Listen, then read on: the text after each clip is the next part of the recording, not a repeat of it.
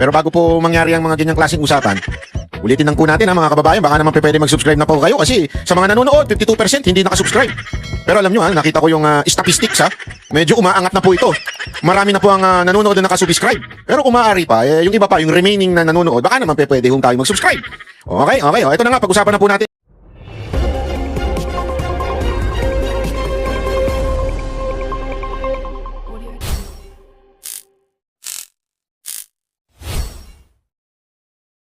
Hindi kasi alam mo mga kababayan, people in the house, sa totoo lang, yan po yung propaganda po ng ng mga Pinklawan yung pinalalabas nila through the mainstream media. Of course, tandaan niyo ang Pinklawan, Dilawan at ito mga terorista makakaliwa, magkakasama yan Tandaan niyo yan, magkakasama yung mga ulul na yan at ang kanilang mouthpiece ay ang mainstream media. Bakit? Kasi pare-pareho sila ng ugali niyan mga hipokrito, double standard na mga tao.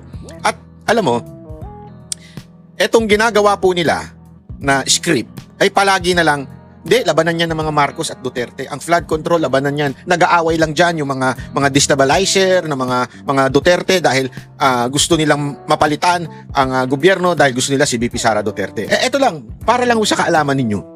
Hindi ho totoo yan. As a matter of fact, sure shot naman na si VP Sara Duterte sa 2028. Hindi na natin kailangan guluhin ang gobyerno para mapalitan si Marcos.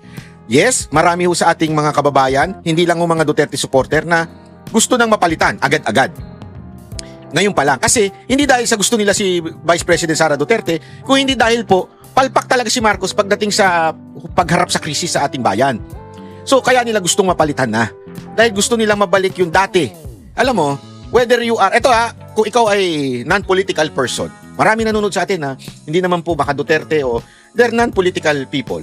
Pero sa totoo lang, sila po mismo, alam nila at gusto nila na bumalik doon sa 2016 to 2022 na kind of living sa neighborhood o doon mismo sa labas.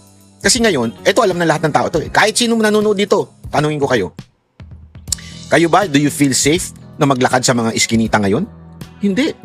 Grabe yun, nakikita ko yung mga kaliwat kanan pong sa balita, yung kaliwat kanang krimen.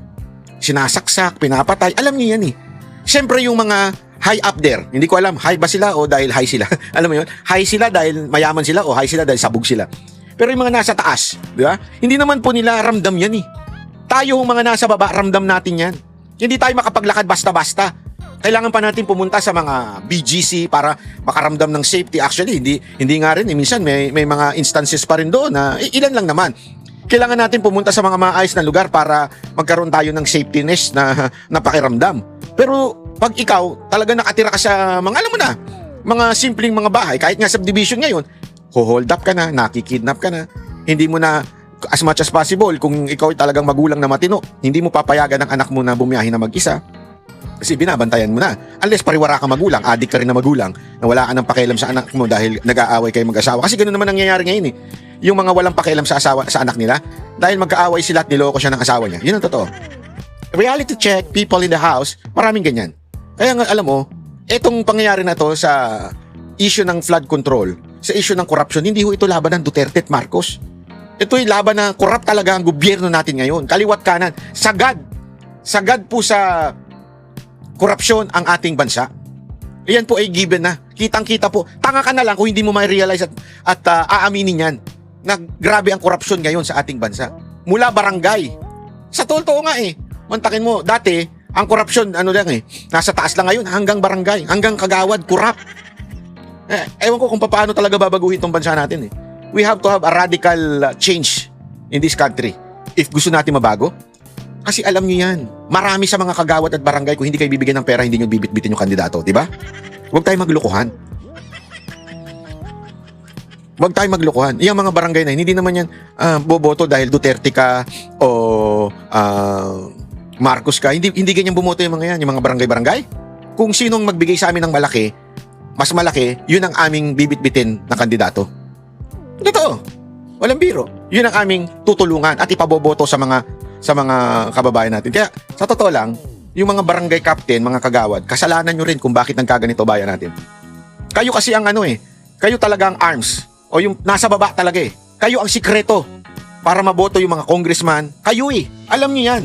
Mayroon nga akong alam na distrito, hindi ko na sasabihin kung saan. Tangina lantarang kurap na Pero dahil inalagaan kayo ng congressman na yon, binibigyan kayo monthly, binibigyan kayo lalo na pag eleksyon, yun ang pinaboboto nyo sa mga kasamahan nyo o sa mga tao ninyo dyan sa barabarangay. Pero lantaran na korupsyon yan. At maka-Duterte na kayo, pero dahil sila ang malaki magbigay ng pera, yun ay boboto nyo. Tingnan nyo kawalang yaan ninyo. Di ba? Tingnan ninyo yung, wag na kayong magalit kung kurap ang mga nasa itaas. Wag na kayong magalit. Bakit? Number 1 kurap kayo eh. Mga barangay captain, mga barangay kagawad, number 1 kayong kurap. Kaya nalalagay sa pwesto yung mga congressman ninyo. Di ba? Kaya nalalagay yung mga yan na ninanakawan kayo tapos bibigyan kayo ng bahagi. Bibigyan kayo ng 10,000, 20,000, 100,000. Tarantado! Bilyon ang ninakaw niyang congressman ninyo. Barya ang ibinigay sa inyo tapos ibinoboto nyo pa uli. O alam niyo kung sino kayo. Kilala nyo kung sino kayo. Kahit may issue na sa mga barangay hall nyo, aninipis ang ginawa. Tapos boboto nyo pa rin. Bakit? Kasi binibigyan kayo. May sustento kayo, mga animal kayo.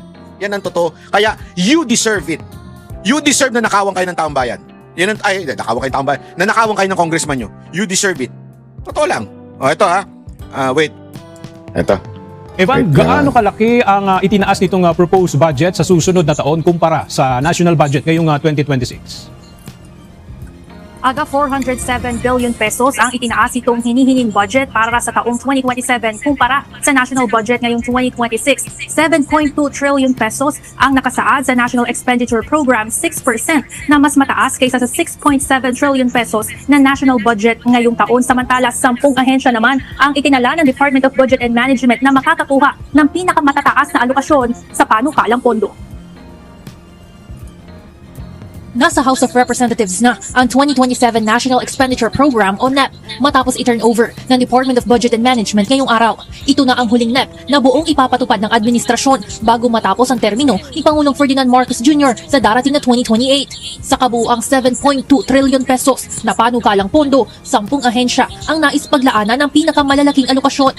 Nangunguna rito ang Department of Education na may 976 billion pesos. Pangalawa ang Department of Public Works and Highways sa halagang 644 billion pesos. Habang pumangatlo ang sektor ng kalusugan na may 353.8 billion pesos. Sinundan ito ng Department of Interior and Local Government o DILG at Department of National Defense. Paglalaanan na rin ng malaking halaga ang sektor ng transportasyon, agrikultura, social welfare, higher education at ang judiciary. Ayon kay DBM Acting Secretary Kim De Leon, dumaan sa masusing pagbusisi. Kita niyo yan? Ayan o. Ayan yung ayan o. 976 sa edukasyon, syempre. Pero ang kasunod, limpak na limpak sa laping 644. Tanong, may nakikita ba kayo? Wala. Para saan yan? Ewan ko. Sahod. So, ganyan po kalupit ang pangyayari sa Pilipinas ngayon. Okay? Ngayon, ipapakita ko naman sa inyo ito. Yung kakasuhan daw si VP Sara Duterte. Ito. Afternoon. Today, August 11, 2026, at around 1:30 p.m., he confirmed that the criminal information for grave threats was filed against Vice President Sara Zimmerman Duterte. The charge is for grave threats under Article 282 of the Revised Penal Code in relation to Section 6 of Republic Act Number 10175 or the Cybercrime Prevention Act. So per context, this is the same matter referred to by the NBI to the DOJ, which is currently one of the subject of the current ongoing impeachment proceedings against the Vice President.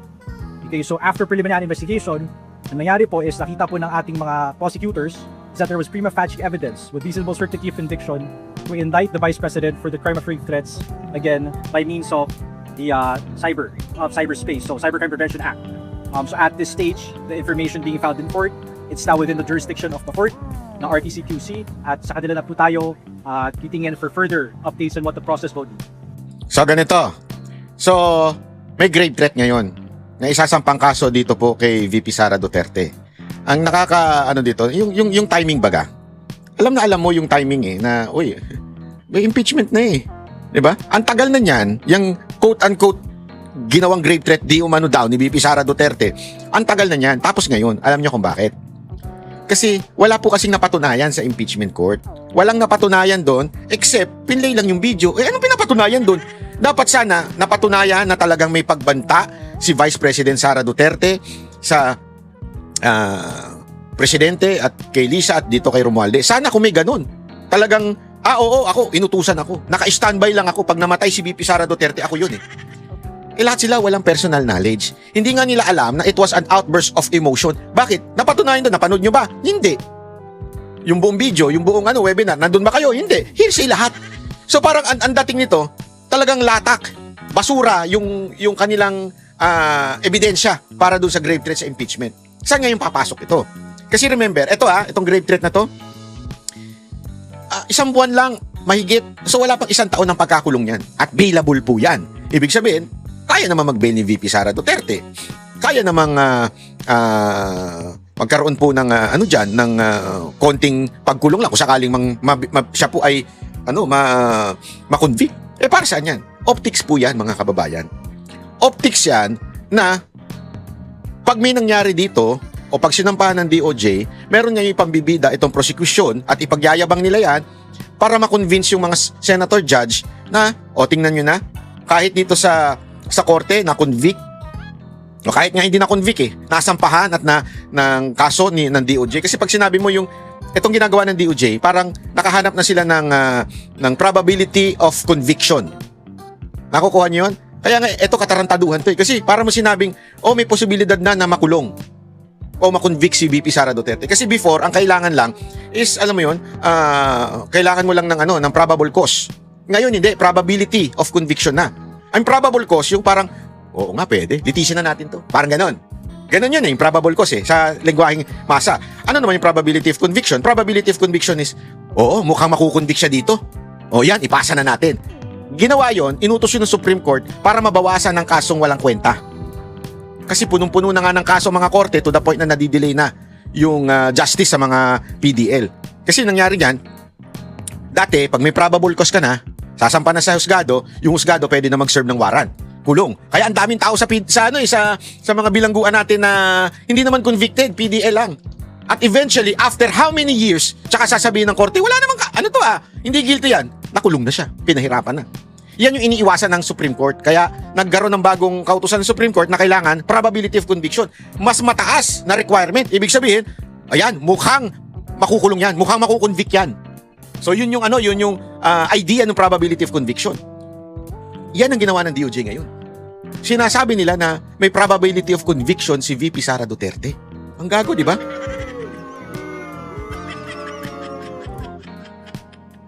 Alam niyo kung bakit?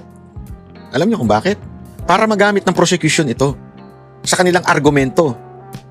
Siyempre, natapos na yung kanilang unang argumento. Malamang sa ending gagamitin nila ito. Tingnan nyo na, nakonvict si VP Sara Duterte sa grave threat. Kaya dapat siyang ma-impeach at kailangan iboto ninyo. So, imagine ninyo scenario pagdating nung how many days, lalagpas pa nga daw ng December Pagdating ng December o January, sabihin na natin, convicted na si VP Sara Duterte, although nakapag-bail, kaya hindi nakulong, pero convicted na. Ngayon, mga closing statement na ng mga prosecution. Siyempre, yung boring na babaeng tuyot na doon, magsasalita na, sasabihin niya, eto, ang korte na natin nagsabi na merong grave threat na ginawa si Vice President Sara Duterte. So, yan pa lang ay rason na para i-impeach si VP Sara Duterte. Kita niyo? Sabi ko sa inyo, lahat yan will come into places. Sabi nga nila, eto yung may nagkwento kasi sa akin na very reliable source na sinabi, hindi talaga papayag ang administrasyon na ito, particular si Marcos, na hindi ma-impeach si VP Sara Duterte at matanggal sa 2028 election. Bakit? Ang nadinig kong kwento dahil alam nila, pag naging presidente si VP Sara Duterte, kawawa ang lahat nagnakaw at lahat na naging pabaya ngayong panahon ni Marcos. At ang tatamaan mismo dyan ay si BBM. Kanyang pamilya, asawa, anak. Yan ang mga tatamaan. Ibig sabihin, tinodo nila sinagad nila sa buto yung kawalang yaan So siguradong mananagot sila pag si VP Sara Duterte na maging presidente. At yan din ang sinabi ni VP Sara Duterte. Magkukuha siya ng vice president that would really focus to persecute these people. Ganong katindi. Kaya feeling ko, nung napanood nila yon sa interview ng SMNI sa kanya, kami ni Boss Dada, malamang sa malamang, ganun. Okay, hindi ka namin talaga gagawing presidente. Gagawin namin ang lahat ng bagay para ikaw matanggal sa presidential race. Kasi the only way to defeat Vice President Sara Duterte is to remove her from that presidential race. There's no other way. Kita na ng taong bayan Kanya na ang Mindanao, kanya na ang Visayas, sa Luzon na lang, kahit papaano. Eh kung kumuha yan ng taga Luzon na Vice President, finish na. Baka nga hindi lang 32 million na makuha ang boto niyan eh. Baka 40. Oh, fearless forecast ko, aabot ng 40 million ng kanyang boto. Sa totoo lang ha, sa tingin ko aabot siya ng 40 million. Ewan ko lang ha, pero kasi yung inis ng tao, yan ang tinatawag na, kung maalala ninyo nung panahon ni PRRD, yung tinatawag na revenge vote. Revenge vote ba yun? O yung galit na vote, parang something like that. Kasi nga, galit doon sa mga nangyayaring kapalpakan kay Pinoy, kaya ibinoboto ang isang radikal na presidente, si Duterte. Di ba? Yun ang totoo eh. Galit talaga ang mga tao nung mga nangyari doon kay Pinoy. Sa mga yellow liberal shit, di ba? Ngayon, sa tingin nyo, mas galit ang tao kay Marcos kaysa kay Pinoy? Ako sa tingin ko, oo. Kasi ito, lantaran ng pambubudol. Noon tagupa eh, kahit papaano eh. Noon, nung si Corona ay ini-impeach, talaga mismo si Pinoy nagsabi na gusto niya ma-impeach si Corona. Ibig sabihin, meron pang meron pang honesty kahit papaano. Dito wala eh. Gaguhan talaga. Ayoko ma-impeach si VP Sara Duterte. Pero anak niya ang unang pumirma. Anong katarantaduhan yun? Hindi ako makipag-coordinate sa ICC. Pero sino unang kumilos? Yung tao niya si Torre. Di ba? I mean, ito yung lantarang pambubudol sa taong bayan. Galit na ang taong bayan. Alam na binubudol talaga eh. Nito ni Marcos ang taong bayan. Yung 20 pesos na bigas. I mean, sinong tarantadong tao na magsasabi 20 pesos ang bigas? Tapos linggo-linggo, nag-grocery, namamalengke ang mga Pilipino at nakikita nilang walang 20 pesos na bigas. Sinong tarantadong ganun nagagawa ng ganun? Walang iba kung hindi ito presidente natin. Talagang pambubudo lang. Wala akong pakialam sa inyo. Bahala kayo basta 20 pesos ang bigas. Pupunta ako sa isang gathering 20 pesos ang bigas. Tapos the rest, bahala na kayo. Diba? Tanga naman kayo eh. Parang ganun ang parang ganun ang trato niya sa mga Pilipino eh. Tanga naman kayo eh, di ba? So okay lang yan, ganyan na lang ang presyo ng bigas. Lantaran eh, yung pambubudol sa atin. Tapos dagdagan mo pa ng Claire Castro. Hindi. Imagine niyo yan, dagdagan mo pa ng Claire Castro. Talagang sasagad na yung galit ng Pilipino. Galit talaga yung Pilipino eh. Alam mo kung sino na natutuwa kay Claire Castro? Yung mga vlogger niya na ewan ko kung magkano natatanggap nun. Na dati mga hampas lupa. O ngayon, may kotse na. O meron ng kondo. Mga hampas lupa yan ha. Dati. Ngayon, asensado na. Ano yung penalty, sir, ng grave threats? Again, since it's grave threats, tapos may cybercrime element doon, aggravated siya. Okay, let's not discuss the penalty for now because anything could happen in the course of the proceedings. Okay, so makita naman po sa Revised Penal Code ano ang penalty of grave threats. So, para lang malinaw mga kababayan kasi yung sinasabi niyang, depende kasi yan kung ano yung condition. Meron kasi tinatawag na, kaya ang aggravated is, bakit may ganun? Ang kasi yan, depende yan kung may condition ba yung threat, meron bang pagbabanta na merong kapalit, so depende yan. Pero more or less, sabi nga sa, ano bang article to? Nakalimutan ko na kung anong, nakalimutan ko na ko. Ayun, article 282 ng Revised Penal Code. Sinasabi doon na ang threat ay grave threat kung sakasakaling hindi conditional. Ibig sabihin yung hindi condition, walang kondisyon. Aresto mayor o isang buwan at isang araw. Yun lang ang parusa. Hindi ko sinasabing lang yan ha. Pero kung yun lang ang parusa, bakit pa dinimanda? Hindi ko gets. Alam nyo nga kung bakit. Kasi nga po, gagamitin sa impeachment And if to. it's aggravated.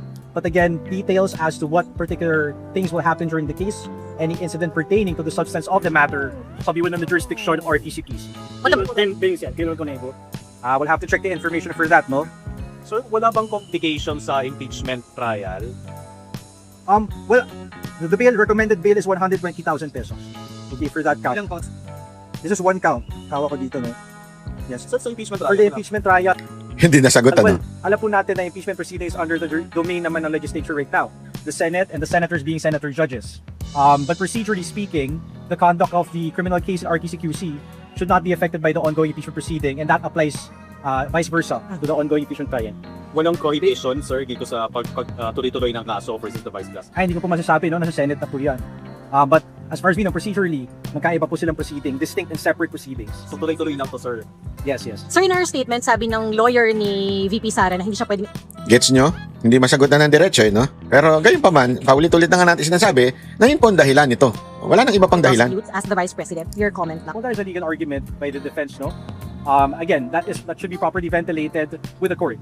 Okay, we cannot comment on the merits as of now. So even Yeah, so yun na, we can only discuss procedurally. Hanggang doon lang po muna tayo. Inciting to sedition, why was it dismissed by the panel of prosecutors? So the inciting to sedition case, just to clarify, it was dismissed for the sole reason that the panel of prosecutors did not find prima facie evidence of reasonable certainty of conviction. Mataas po sa quantum proof yan.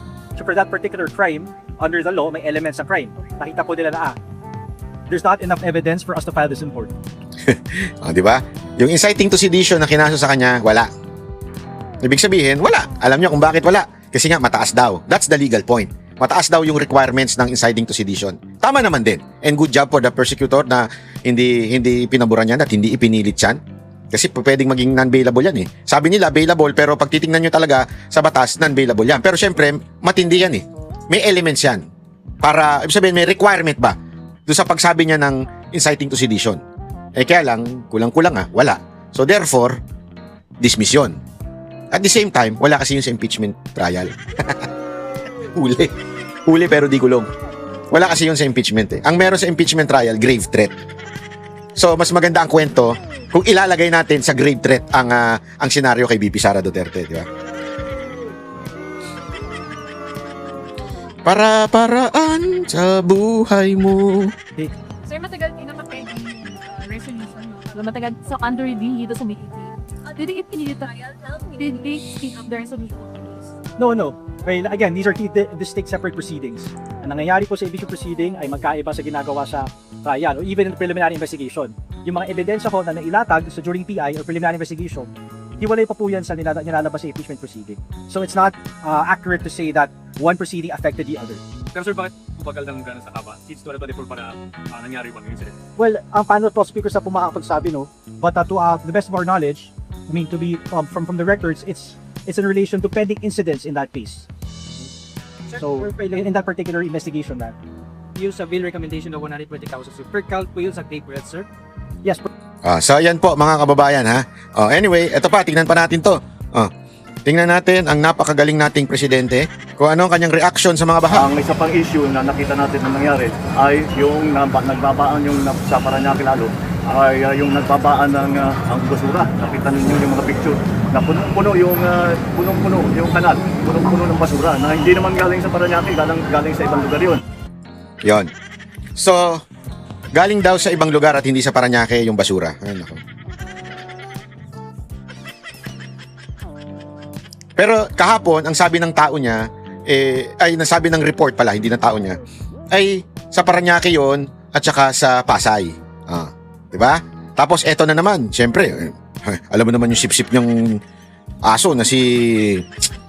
Ito, ayan o. Sa reaction na lang ng palasyo dun sa nakitang massive sea of trash na hinahakot ngayon ng Department of Public Works and Highways. Lubha po talagang nakakabigla in a way na isa ito sa makikita nating dahilan sa hindi pagdaloy ng tubig sa lagusan.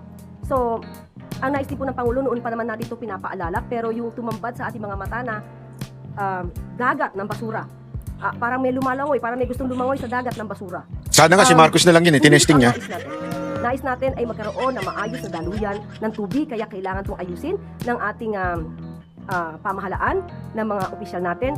Pero, ang nais po natin lahat, ang nais ng Pangulo, lahat po tayo ay magtulong-tulungan. Yun. Hindi po kakayanin ng gobyerno na magtrabaho. Mali ka dyan, bata. Pero ating mga kababayan ay pabaya ng Mali ka dyan, bata. tapos magtuturo kung sino ang may kasalanan. Tama ka. Ngayon, nagtuturo na kayo. Dito malalaman mo, wala talagang alam itong mga mayaman na to eh. Kasi eto yan kahapon, ni-report mismo ng GMA yung unang report na lumabas dyan eh. Yan pong, ng basura na yan. Asan eh? Pakita nga natin yan. Ayan, sandali. Nandito yan eh. Asan na yan Ayan, dito yun eh. Ay, wala. Hindi ko na ilagay. Nabura ko na. Yung basura na po na yun, makikita natin po, yun po ay nasa boundary ng Parañaque at ng Pasay. No, para sa kalaman ninyo, yung as in dagat ng basura. Okay. Ngayon, sasabihin ni Marcos, keso galing daw sa ibang lugar. Sa totoo lang, hindi niya kasi alam kasi hindi siya bumababa dyan sa Baclaran. Alam mo, ang pinaka nagpo-produce ng basura dyan yung Baclaran. Pumunta ka kasi. Ang problema sa'yo, kung saan ka pumupunta, ibang bansa ng ibang bansa, pumunta ka dyan, maglakad ka dyan sa Baclaran, makikita mo kaliwat kanan ng basura dyan. Along Pasay, ang Pasay parang walang mayor yan eh. Kung titingnan ninyo, Yung mga barangay captain dyan, mga barangay kagawa dyan, ewan ko kung ano ginagawa eh. Yung ano niya, yung mismong tough na sa may baklaran, aba wala ka na madaanan dyan. Galit pa sila pag dadaan ka dyan. Ikaw pa may kasalanan pag dadaan kasi dito dumaan eh. Kita mo na yung mga benta namin nasa gitna ng daan, dadaan ka pa dito. Dito makikita mo, walang kwenta, walang silbi yung gobyerno ng Pasay. At the same time, yung Parañaque rin. Kasi boundary sila eh. Yung baklaran, nagsishare yung dalawa na yan eh. Pag titingnan mo, wala rin ginagawa yan. Isa pa rin po yung mga inutil na gobyerno. Yung Parañaque at Pasay. Pag samahin mo yung dalawang inutil na gobyerno, local government, ano nangyari? Yung basura kung saan-saan. Ngayon, masisisi ba natin yung mga nagbebenta dyan? Sa totoo lang, sobrang maliit ng porsyento. Alam nyo kung bakit? Kung merong sapat na basurahan dyan, naniniwala naman ako na yung mga nagbebenta dyan, ayaw naman nilang mabaha. Ayaw nilang maabirya. Kasi negosyo nila yun eh.